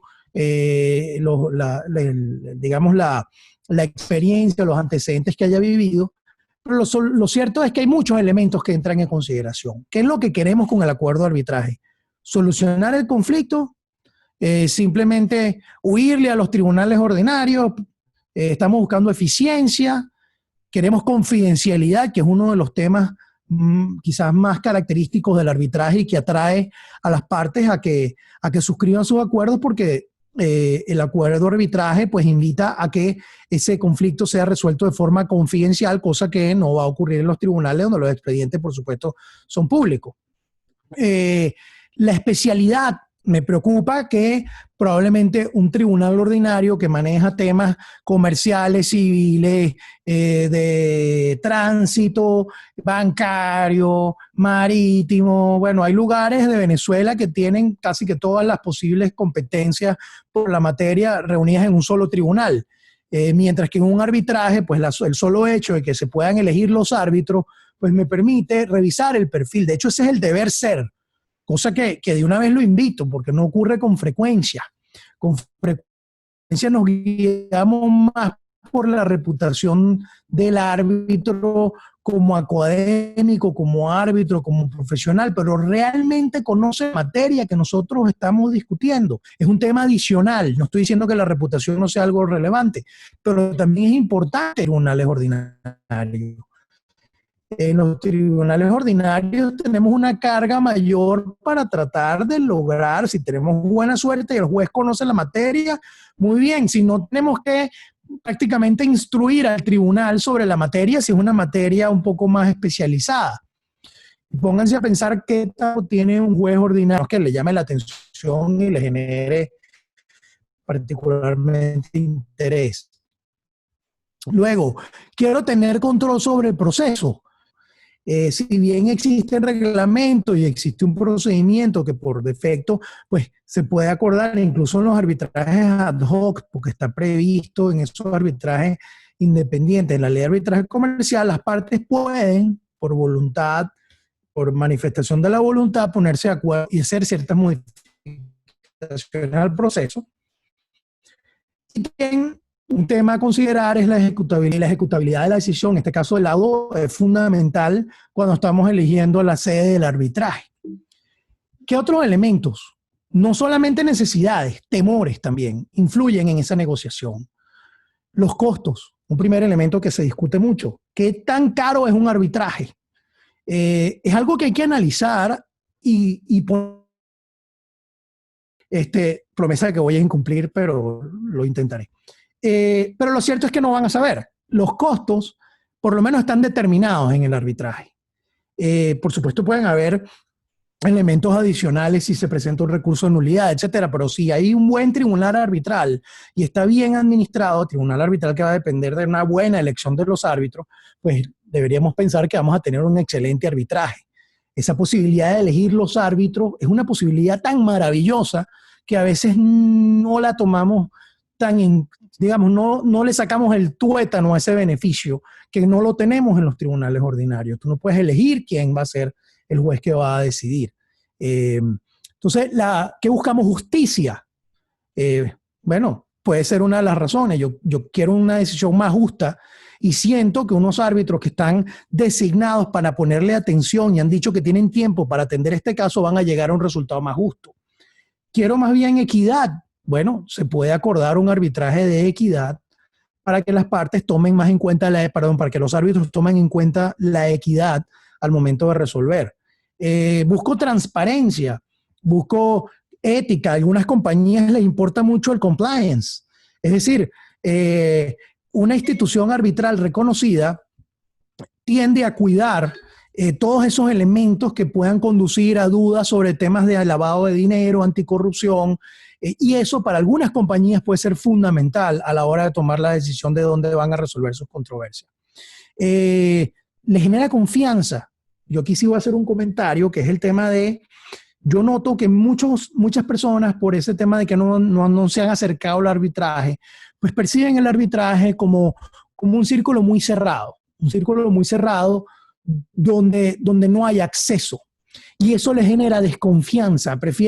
Confían más, y es algo interesante, confían más en sus tribunales de siempre, aún cerrados por 3 meses. Yo creo que eso es algo, y que estemos aquí nosotros hablando con muchas personas que no han tenido experiencia, es una invitación a que se acerquen. Hoy en día existen muchas. Existe la Asociación Venezolana de Arbitraje, existe el CIERC de la Universidad Monte Ávila, existe la Sociedad Venezolana de Derecho Mercantil que ha venido apoyando estas iniciativas y Benancham lo viene haciendo desde hace más de 20 años a través del CEDCA. Acérquense e involúcrense, porque no le tengan miedo a ese círculo cerrado, porque el círculo es cerrado, porque el círculo no es cerrado, lo que es chiquito y es pequeño, es un círculo pequeño porque no están todas las personas que nosotros quisiéramos que estén, pero cada vez hay más apertura en ese sentido. Para ir terminando, porque lo de los intereses es el tema quizás más relevante, pensemos un poquito en las alternativas. ¿Qué podríamos hacer si no tenemos un acuerdo de arbitraje? Si no llegamos a un acuerdo para someter nuestras diferencias a arbitraje. ¿Cuáles son las alternativas? Y yo creo que este es un elemento muy persuasivo para considerarlo. Nuestra primera alternativa, por supuesto, es irnos a los tribunales judiciales ordinarios. Cada vez eso es un reto mayor, por muchas razones. Y esto no varía mucho el traslado dependiendo del país en el que estemos. Es verdad, son demasiados los elementos a tomar en cuenta para una decisión en un tiempo razonable, a unos costos razonables y una decisión justa. O sea que realmente hay que prepararse para tomar en cuenta todos esos elementos. Otra alternativa es ignorar el conflicto. Algo que ocurre con frecuencia. Ha bajado muchísimo el número de litigios en Venezuela por la situación por la que vive lamentablemente en este momento el Poder Judicial. El abogado litigante cada vez tiene menos casos, cada vez tiene menos trabajo y ha tenido que inventarse otras actividades para poder tratar de generar más trabajo porque se están ignorando los conflictos porque no hay confianza en el sistema de justicia. Y eso tiene un costo. Ignorar el conflicto no deja de tener costos, tiene un costo. Lo que pasa es que has decidido asumirlo porque prefieres asumir ese costo en lugar de someterte a un procedimiento en un tribunal ordinario. Y como esas, muchas más. Por supuesto, existen estrategias comerciales y empresariales de presión, existe presión política o social. Aquí no solamente estamos hablando de alternativas bañadas de flores, sino que también hay alternativas rudas que podrían surgir si las partes efectivamente deciden no someter sus controversias a un sistema eficiente. Ahí se ponen creativos y surge una cantidad, a veces se meten en unos mundos de presión política o social de los cuales después nadie sale, porque ya el conflicto no es el conflicto original. Ahora tienen nuevos jugadores, hay nuevos players en el conflicto que ahora se ven afectados por la decisión. Y es algo que hay que tomar en cuenta y que tiene un costo también. El tiempo dirá, vamos a ver qué pasa. Bueno, saquen la cuenta de cuánto se ha devaluado el bolívar en los últimos, en una semana. Y entonces veremos cómo es el tema de que el tiempo dirá. Existen otras alternativas también que son alternativas de no abandono, no voy a detenerme mucho en eso, pero también son alternativas que a veces se usan para presionar la negociación que pueden ocurrir. El último elemento ya creo que ha sido agotado muy bien por los dos panelistas anteriores, que tiene que ver con la legitimidad, que es la legitimidad que le da fuerza a la conveniencia de celebrar un acuerdo de arbitraje. El primero, la reputación de los árbitros y los centros de arbitraje. Más de 20 años de experiencia en arbitraje permite que hoy en día, pues, ustedes puedan contar con centros de arbitraje con experiencia más que comprobada en la administración exitosa de procedimientos. Y también pueden tener acceso a información para conocer un poco más la experiencia y la reputación de los árbitros. El CEDCA tiene una lista, que no es una lista cerrada, pero tiene una lista que, digamos, sugiere unos nombres donde el CEDCA ya ha hecho una revisión previa y así también la tienen otros centros de arbitraje, que aunque no es la garantía de que sea el mejor árbitro para su conflicto, porque eso es algo que cada parte tiene que analizar, por lo menos pues les da una guía de quiénes podían ser. ¿Esos son los únicos que pueden ser árbitros? No, pero son los árbitros con los cuales pues el centro, por lo menos el centro de arbitraje, y dentro de poco tenemos que hacerlo, el centro de arbitraje por lo menos los llama por teléfono y le dice, mire, viene una jornada de formación, le agradezco por favor que usted asista a esta jornada porque a nosotros nos interesa que los árbitros de nuestra lista tengan formación sobre arbitraje. Aparte de eso, también la formación y especialidad e independencia de los árbitros es un elemento que le da legitimación. Esa posibilidad de elegir al árbitro adecuado, eso le da una legitimidad enorme, cosa que, repito, no se aprovecha demasiado. Hay árbitros que no necesariamente porque tienen 50 años ejerciendo, pues tienen la especialidad en el tema, Si su tema, por ejemplo, es blockchain y esa es la discusión que hay, oye, probablemente usted necesita un árbitro más millennial, no lo sé, pero necesitan probablemente alguien que conozca mejor el negocio. Por dar un ejemplo, es infinito el número de elementos y están a la disposición porque los árbitros pueden ser entrevistados para que ustedes conozcan más. Y al revés, la invitación es a que lo hagan. El árbitro no se siente mal con que lo entrevistan. Ese es el deber ser y conozcan un poco más del árbitro. Imagínense esa posibilidad enorme que está en sus manos al momento de elegir el árbitro. Por supuesto, los niveles de eficiencia, costos y tiempo. Normalmente, yo creo, y salvo mejor corrección de parte del SETCA, hay un porcentaje muy alto de cumplimiento voluntario de laudos. Es verdad que se pueden anular, es verdad que se han discutido y se han atacado laudos, pero cuando se ataca un laudo, eso es noticia. De hecho, le hacemos seguimiento a ver qué es lo que está pasando, porque se supone que si hemos llevado un buen arbitraje, hemos elegido unos buenos árbitros, la tendencia es a que las partes estén satisfechas con el resultado y hayan cumplimientos voluntarios. Hay 20 años de experiencias exitosas. Hay algunas no tan exitosas, como todo, pero creo que las experiencias no tan exitosas, pues hay muchos elementos en el juego, no es culpa del arbitraje. A veces es un tema de desconocimiento del procedimiento, mala fe, a veces hay otros elementos externos, pero normalmente la experiencia tiende a ser exitosa. Y finalmente, como también dijo Carmine, nuestra ley de arbitraje comercial está inspirada en esa primera ley modelo UNCITRAL, que si bien eso ha evolucionado y nosotros no hemos evolucionado de la mano de esos cambios, es una base excelente. Venezuela ha suscrito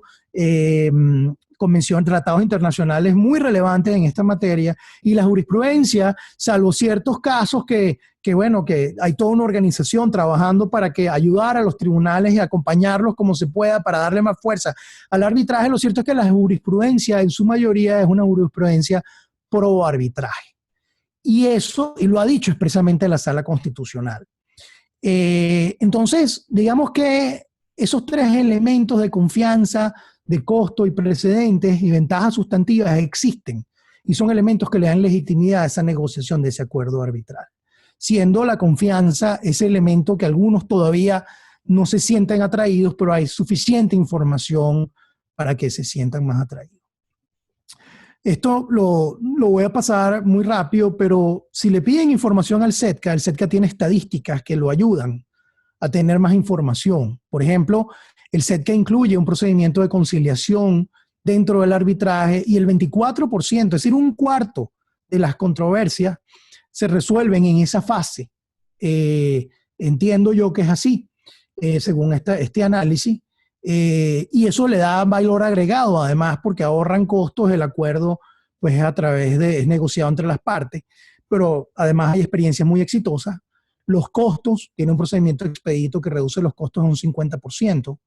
El tiempo, todo eso está estudiado. El 64% de los arbitrajes tiene una duración máxima de 1 año.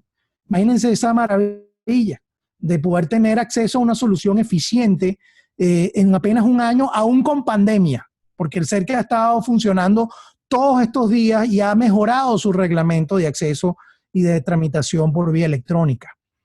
Son todos elementos que ayudan, primero, a considerar utilizar el arbitraje, a negociar con ustedes mismos, pero también elementos que se deben tomar en cuenta al momento de negociar con la otra parte para incluir un acuerdo o una cláusula de arbitraje en sus contratos o celebrar acuerdos independientes. Y con esto, pues, termino abierto a cualquier pregunta. Muchas gracias.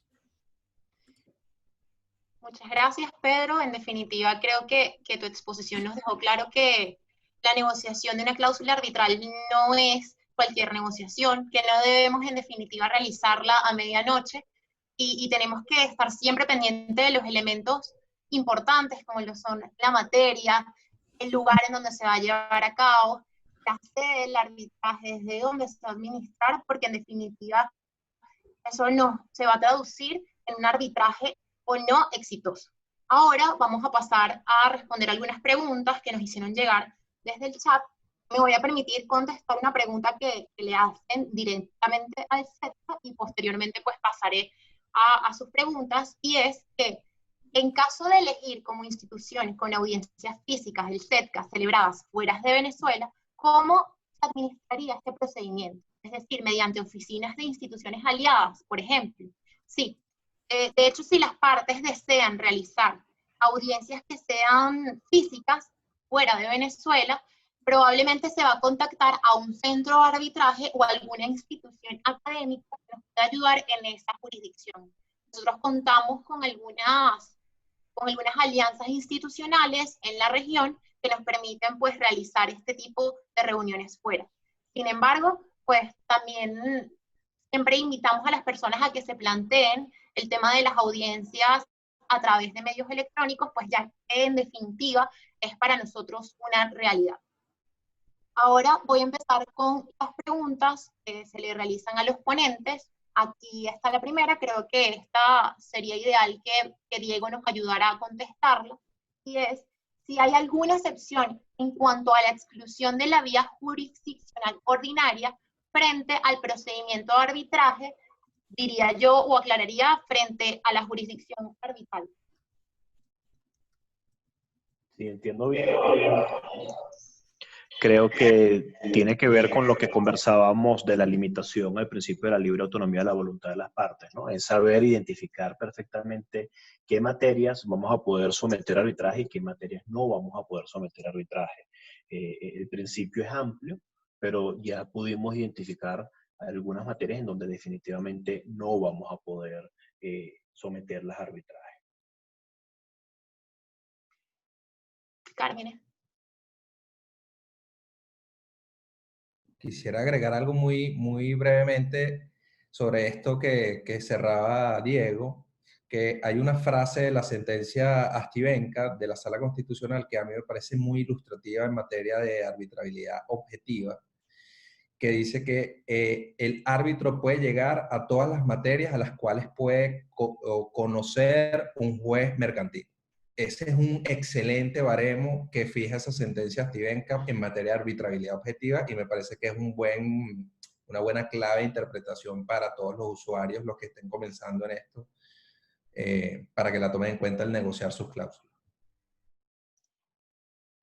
Perfecto. Aquí hay una pregunta que creo que, bueno, todos pueden contestar, pero va específicamente hacia Diego, y es, según el artículo 3, supongo yo que es de la Ley de Arbitraje Comercial venezolana, parece que el arbitraje tributario no es posible. ¿Esto es correcto? Por el contrario, de hecho es toda una realidad en Venezuela el arbitraje tributario. Venezuela es uno de los países que ha tomado la vanguardia en esta materia, y en nuestro Código Orgánico Tributario se establece la posibilidad de llevar a cabo arbitraje tributario. De acuerdo. Yo me permito hacerte una pregunta, Diego, y es saber si tú has tenido algún tipo de experiencia en arbitrajes tributarios o has visto arbitrajes tributarios acá en Venezuela, y cómo sería, si en caso de que sí, cómo fue esa experiencia. No, yo no he tenido experiencia en arbitraje tributario. Solamente puedo agregar el comentario de que tenemos leyes especiales que establecen arbitraje. De ejemplo de ello es la ley del trabajo, que también establece la posibilidad de someter algunos asuntos a un arbitraje laboral. Y los resultados son buenos al final de cuentas. Yo solo quisiera agregar algo que quizás la razón por la que ese arbitraje tributario es como una rara avis, que no tiene mucha presencia, es porque ese artículo 320 del COD que lo prevé está más inspirado en una especie de arbitraje ad hoc parecido al arbitramiento del CPC, y eso restringe mucho la posibilidad de utilizarlo de forma eficiente. Entonces, por eso es como tiene ciertas inconsistencias prácticas que dificultan que se ponga en práctica en el día a día. Yo creo que tiene que ver con la redacción de ese artículo. Perfecto, muchas gracias a Carmen y al profesor Diego. Yo creo que esto es una pregunta que todos podemos pues contestar, ya que se refiere a la modificación de las condiciones del arbitraje de manera sobrevenida.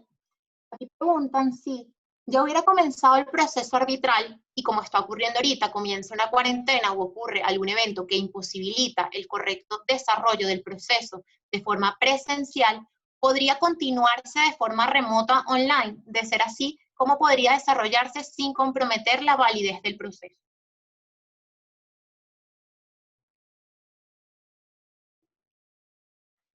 Pedro, no te estamos escuchando. Sí, quería decir bueno, que eso lo puedo responder yo, pero también el SETCA puede aprovechar para hablar un poco de cómo ha evolucionado precisamente para adaptarse mejor a esa situación. Recordemos que parte de los beneficios del arbitraje es que las partes son dueñas del proceso y las partes se pueden poner de acuerdo y también cuando está constituido el tribunal arbitral, pues le dan potestades también al tribunal arbitral para hacer ciertos ajustes y modificaciones al procedimiento a efectos de adaptarlo a la mejor manera posible. Por supuesto, siempre la preocupación que existe es que se quieran adoptar procedimientos que a la larga afecten la validez y se le abra una ventana a una de las partes a que trate de tomar ventaja de estas situaciones, ¿no? Y ese es quizás uno de los mayores beneficios de tener unos árbitros dedicados a cada caso, porque los árbitros no juegan una posición pasiva a los efectos de la definición del procedimiento.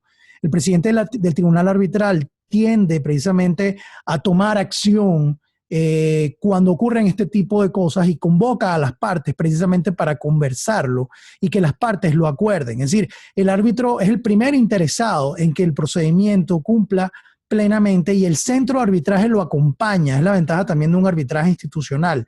Se tienes a unos árbitros velando por esa eficacia y por esa validez del procedimiento, por la ejecutabilidad del laudo que van a dictar.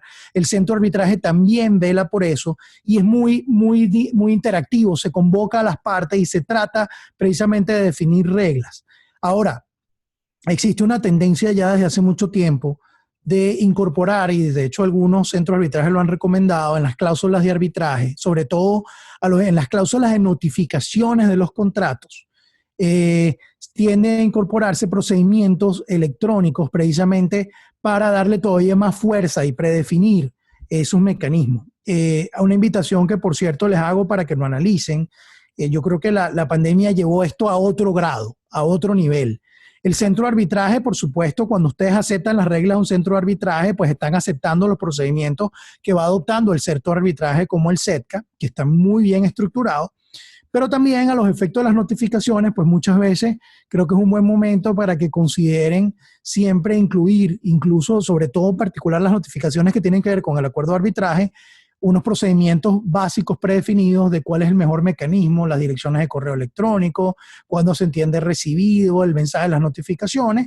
Y en el arbitraje estoy seguro que el árbitro también va a precisar eso con las partes. De hecho, hay una fase en el arbitraje donde las partes con los árbitros firman un acta y en esa acta se definen, entre otras cosas, esos posibles mecanismos de notificación. Entonces, ahora, si es algo sobrevenido, pues el SETCA, yo creo que eso lo puede hablar el SETCA ya tiene previsto el mecanismo y lo ha venido compartiendo recientemente y los árbitros también invitan a las partes a que pues, se pongan de acuerdo.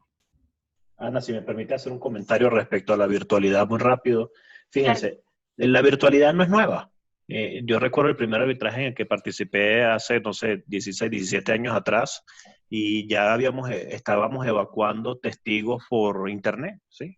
Porque es que en Venezuela siempre vivimos catástrofes. Entonces, si no es una manifestación que no deja que se movilice una persona de un lugar a otro, ¿es un problema o es otro problema? Entonces, eso por el tema de Venezuela, pero también luego en el mundo, en arbitrajes como, por ejemplo, arbitraje de consumo, la virtualidad ya era un hecho. Ahorita con la pandemia, lo que muchos centros están haciendo es adaptándose para ofrecerle un servicio de calidad a sus usuarios, documentando, teniendo procedimientos claros, y el SETCA es un muy buen ejemplo de esa capacidad de adaptación y de la flexibilidad que ofrece el arbitraje. Mientras los tribunales no han podido iniciar operaciones, el SETCA más bien no ha parado. Entonces, aplaudo la iniciativa, el liderazgo de quienes hoy dirigen el SETCA, porque nos ofrecen a todos los usuarios esta posibilidad de poder contar con un lugar en donde podemos ir a dirimir nuestras controversias sin mayor dificultad. Porque el negocio sigue, el comercio continúa, la actividad comercial es altamente dinámica. O sea, el comerciante no se puede quedar con los brazos cruzados porque no tiene en dónde dirimir sus controversias. Y ese es uno de las grandes potencialidades, beneficios o ventajas que tiene el arbitraje.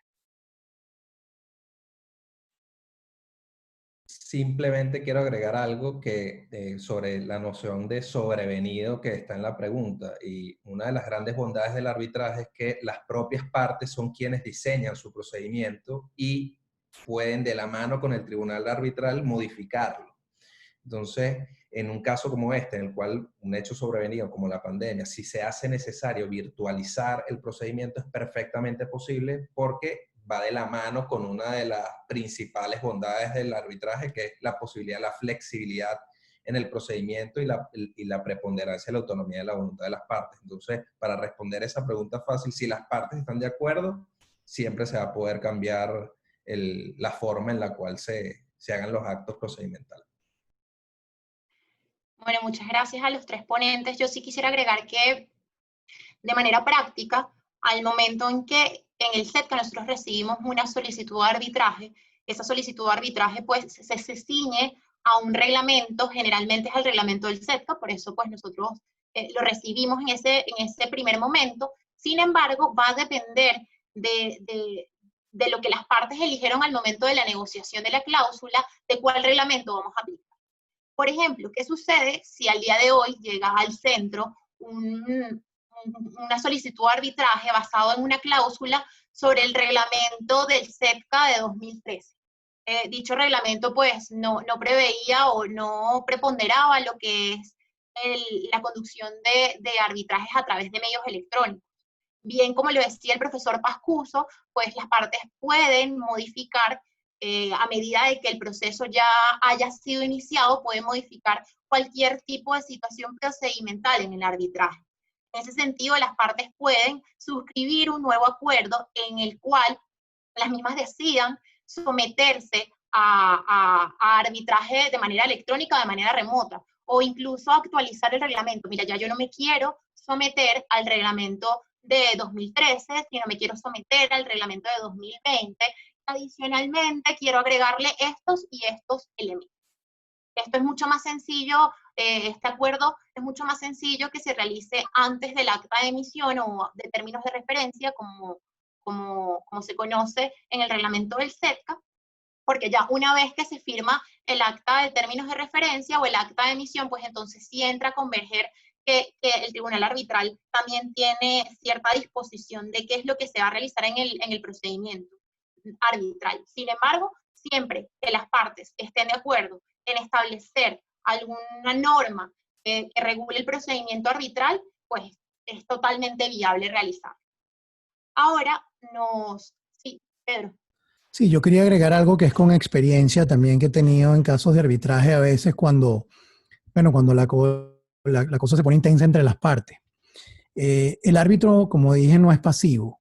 Cuando el árbitro empieza a ver que alguien está tratando de tomar ventaja, pues no son pocos los casos en que el árbitro llama a las partes y le dice, díganos aquí enfrente de todos, ¿cuál es el problema de que nosotros utilicemos este procedimiento?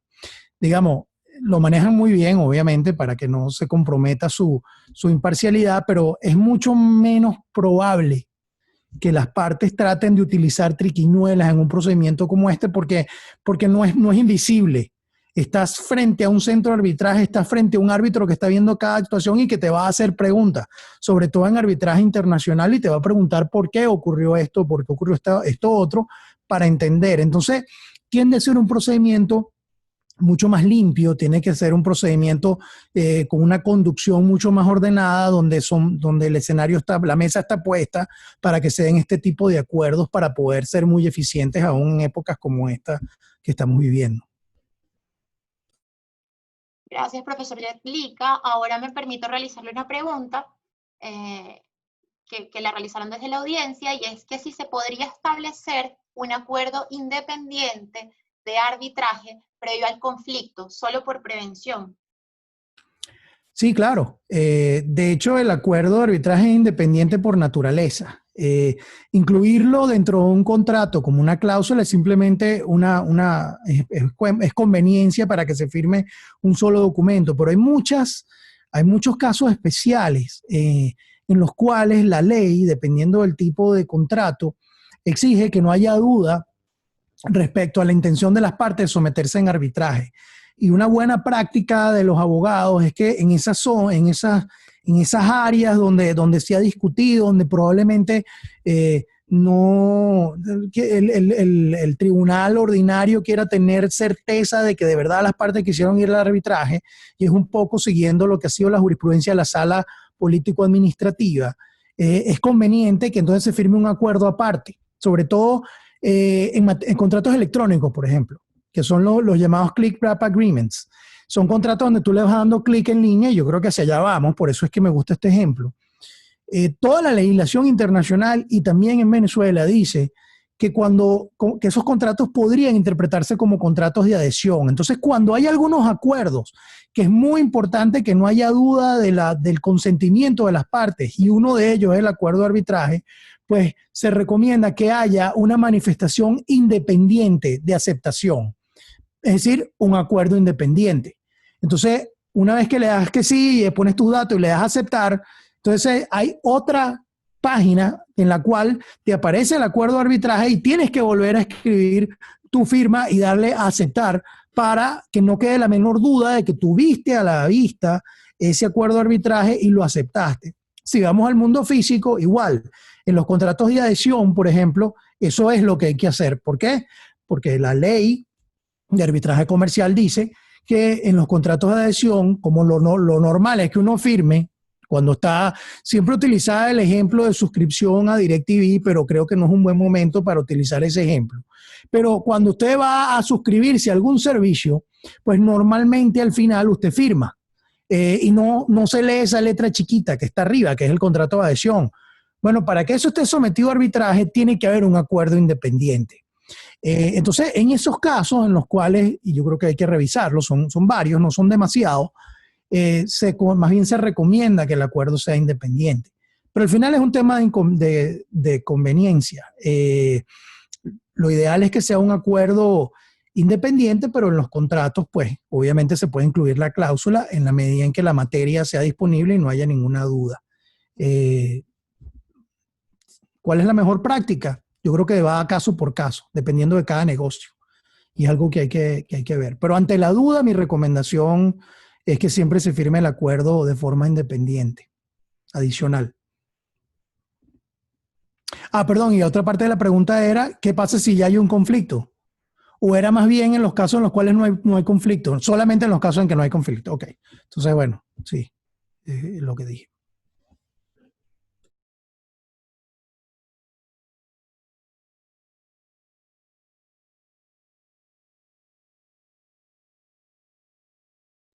Creo que estás en mute, Ana Karina. Lo siento. Es que tengo problemas con el internet y se me conecta, se me desconecta, entonces, bueno, estamos aquí en vivo solucionando los temas. Quería aprovechar de hacer mención a algo que Pedro decía en su ponencia, y era que al final el arbitraje no lo podemos ver tampoco como algo, ay, vamos a hablar aquí de temas como es flor o bonito, porque también viene una parte que es qué pasa cuando la otra parte no quiere utilizar el arbitraje. De hecho, nos hacen una pregunta que dicen que cuáles son los aspectos negativos de introducir dentro del contrato el arbitraje como medio de resolución de conflictos. Entonces yo creo que esta es una buena pregunta para los tres, porque en definitiva pues los tres han fungido tanto como árbitros como clientes. Ana, un comentario rápidamente y le doy la palabra a mis compañeros. Yo tengo un promedio de firmar al mes aproximadamente entre 40 y 50 contratos. En el 100% de estos contratos nosotros incluimos arbitraje. Y tengo mucho tiempo, puedo decirte 2 o 3 años, en donde no me he conseguido con una parte que se niegue el 100% sobre la inclusión del acuerdo de arbitraje. La conclusión que saco de esto es que siento que la institución ha avanzado muchísimo en nuestra sociedad, en nuestra comunidad. Se debe en buena medida a estos eventos, se debe a la promoción que hacemos todos los días y sobre todo ahora con las redes sociales. El CEDCA tiene un excelente uso de las redes sociales, pero en mi experiencia tengo mucho tiempo que no veo a una contraparte que se niegue rotundamente a firmar un acuerdo de arbitraje. Por supuesto, hay un proceso de negociación, por supuesto, los temas que comentaba Carmine y comentaba Pedro surgen, eso sí, siempre va a pasar. En cuanto a los aspectos negativos de suscribir un acuerdo de arbitraje, mira, desde el punto de vista práctico y siendo 100% honesto y dejando de lado el corazón pro arbitraje que tengo y que todos los días uno está con la bandera del arbitraje en la mano, no se me viene a la cabeza ninguno, porque la experiencia que tengo han sido positivas. Y ojo, hay casos que vas a ganar y hay casos que vas a perder, pero lo importante es que las cosas se hagan de la manera correcta, ¿no? Y haciendo un análisis muy objetivo, el resultado, el balance ha sido positivo. De hecho, los directores de finanzas con los que tengo relación, cada vez que surge un problema, lo primero que me preguntan es, ¿hay acuerdo de arbitraje ahí?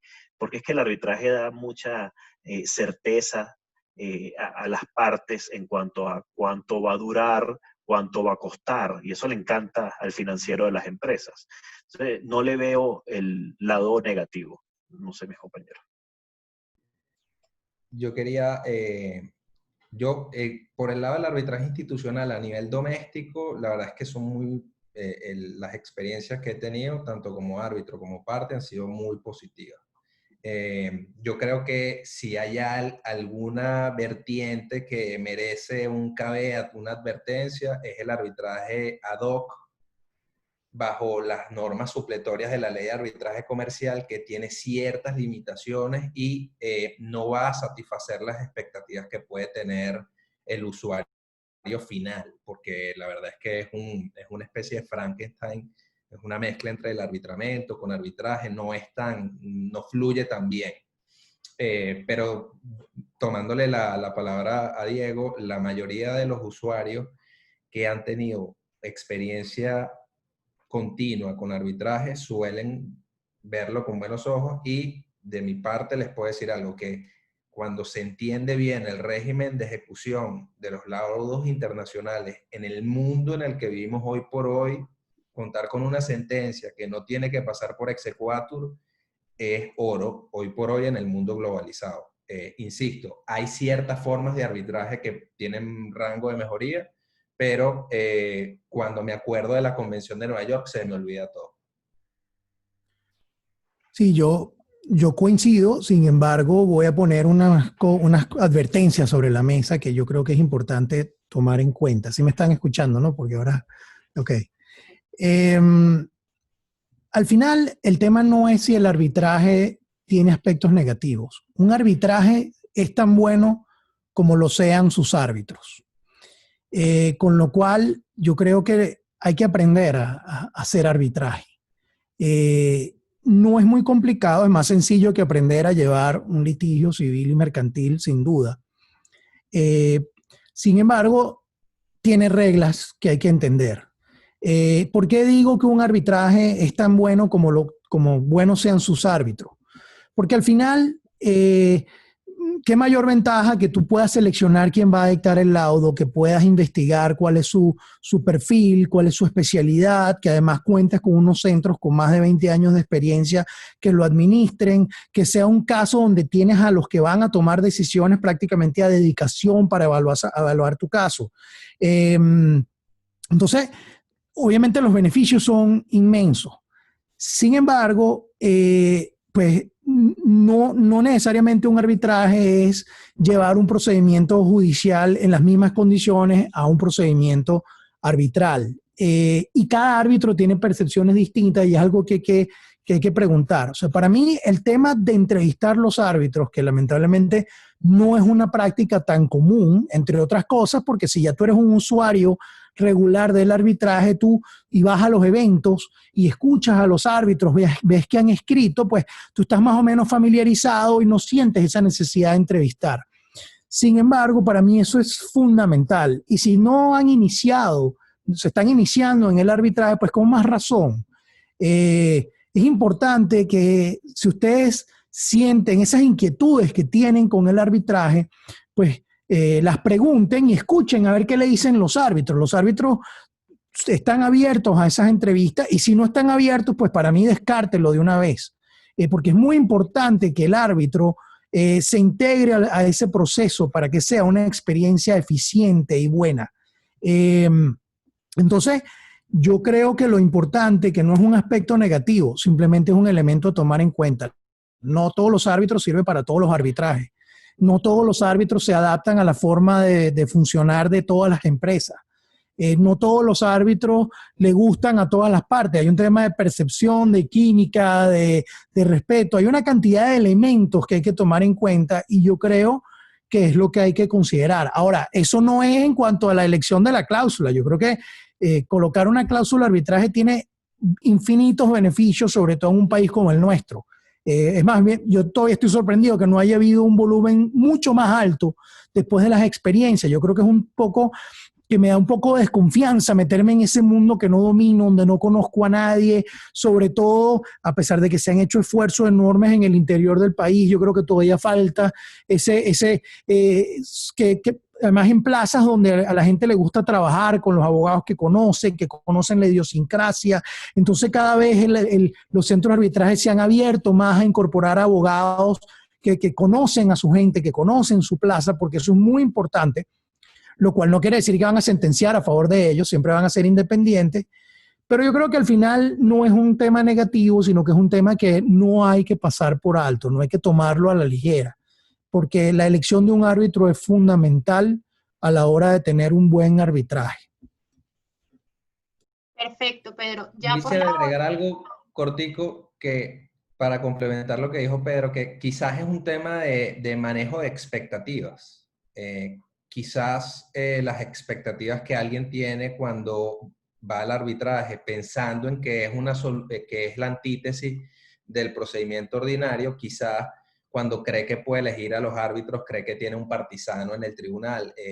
Yo creo que es más un tema de los bemoles del arbitraje que problemas que tiene el arbitraje. O sea, para mí es un tema, obviamente el arbitraje no es la panacea, no es la cura del cáncer, pero bien llevado, como dice Pedro, y entendiendo bien cuáles son esas reglas del juego, ahí es donde se le puede sacar el jugo al arbitraje para administrar el riesgo legal, las controversias de nuestros clientes, o de nuestros empleadores. Y incluso ahorita que dice eso, y termino con esto muy rapidito, tomen en cuenta que cuando el arbitraje es institucional, también tienen a una institución que responde todas sus preguntas y sus inquietudes y los ayuda. Entonces, cuando ustedes están allí, esa es su función. No están ahí simplemente para recibir los escritos, comiéndose un chicle y pegándole un sello, sino que realmente ustedes llaman por teléfono y preguntan, y incluso, mira, ¿y cómo se hace un escrito así? Eso tiene algunas reglas, hacen eventos, están mucho más abiertos a la parte de formación y acompañamiento, y lo hacen con todo el gusto del mundo, están allí para eso. Entonces, es un tema también para generar un poco más de confianza e invitar a que la gente lo use y no le tenga miedo al tema, porque yo le tendría más miedo a otras alternativas que a esta. Perfecto. Hay una última pregunta. Bueno, hay varias preguntas, pero voy a hacer una última y es con base en la ejecutabilidad de los laudos. ¿Cuál ha sido la experiencia en el sistema venezolano para ejecutar un laudo? Bueno, si quieren Carmine, me permito yo arrancar. Fíjense que aquí hay una cosa que es interesante que tengan en cuenta, que es que cuál es la nacionalidad del laudo, ¿no?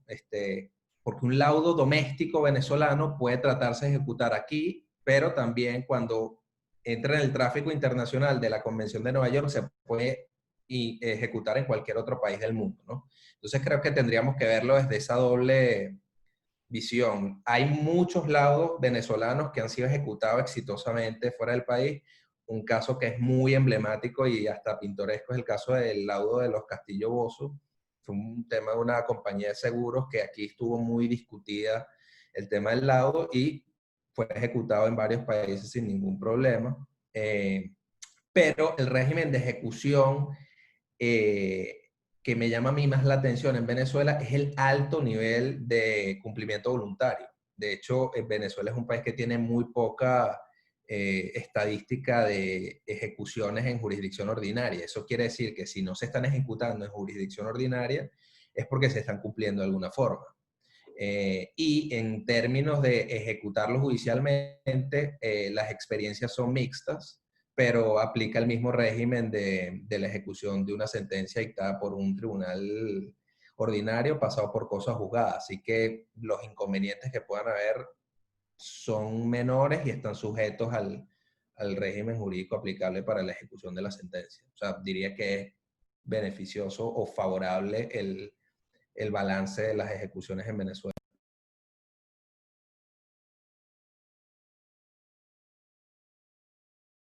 Perfecto. Si ninguno de los otros ponentes quieren realizar alguna precisión, pues entonces voy a dar por finalizado la conferencia virtual, no sin antes agradecerles tanto a los ponentes como a los asistentes por la participación e invitarlos a seguirnos en nuestras redes sociales, en Instagram y Twitter.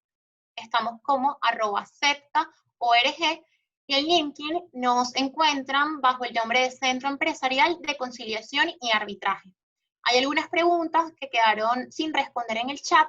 Si desean pueden enviarlas a info@setca.org.be y con ello pues nosotros procederemos a responderlas. Si no, se los pasamos a los ponentes para que pues ellos nos ayuden a responder dichas preguntas. Muchas gracias.